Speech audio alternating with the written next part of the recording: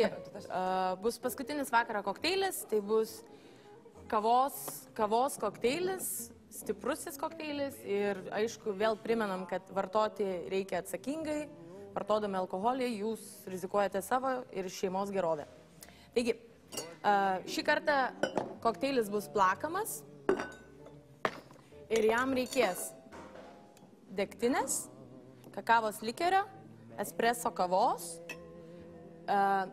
pusę per pusę pieno su grietinėle, Alfo gaminto močiutės kremo ir slapto ingrediento specialių ledukų, kuriuos labai paprasta pasidaryti namie, kuriuos aš papasakosiu be gamindama. Taigi, kadangi aš darau 4 kokteilius, tai pilu visko žymiai daugiau. Receptą jūs galite pamatyti Facebooko puslapį.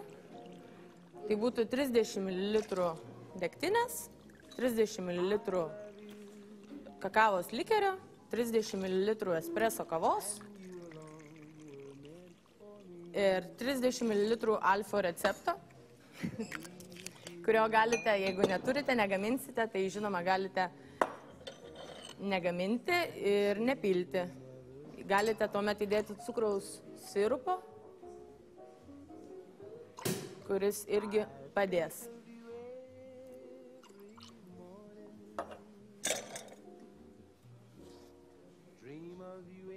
Grietinėlė su pienu.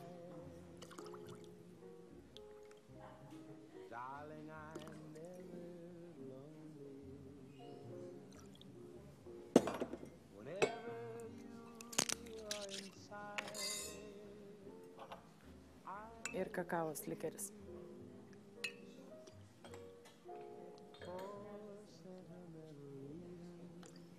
Alfas zuja ieško svečių, matau. Ir espreso.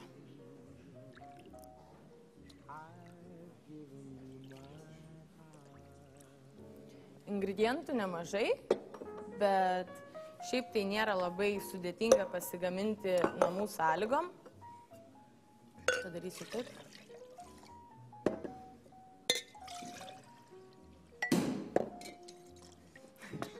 Šampanas jau šaudo, kaip išgirdi žmonės.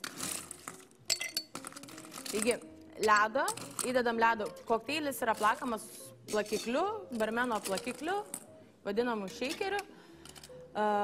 Jį galite laisvai nusipirkti prekybos centruose, čia nereikia kažko labai ypatingo ir yra plakimas. Taip. Kokteiliai, kurie yra su grietinėle arba pienu, plakami dvigubai ilgiau. Tai reiškia apie 60 sekundžių.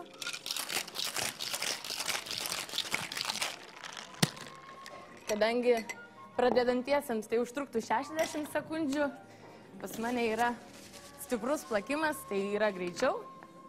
Ir slaptasis ingredientas tai yra espreso kavos ledukai, kurie neatskies jūsų gėrimo, o tirpstant kava jausis puikiai, tonizuos.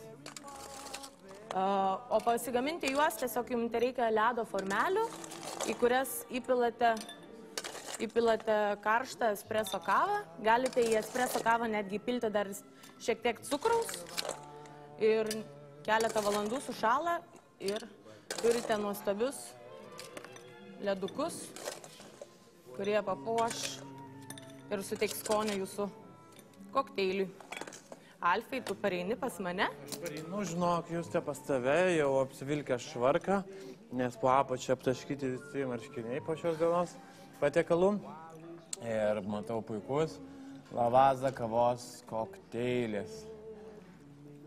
Ta idėja su ledukais, kur kiekvieną minutę keičia spalvą kokteilis, yra superinis. Puikiai.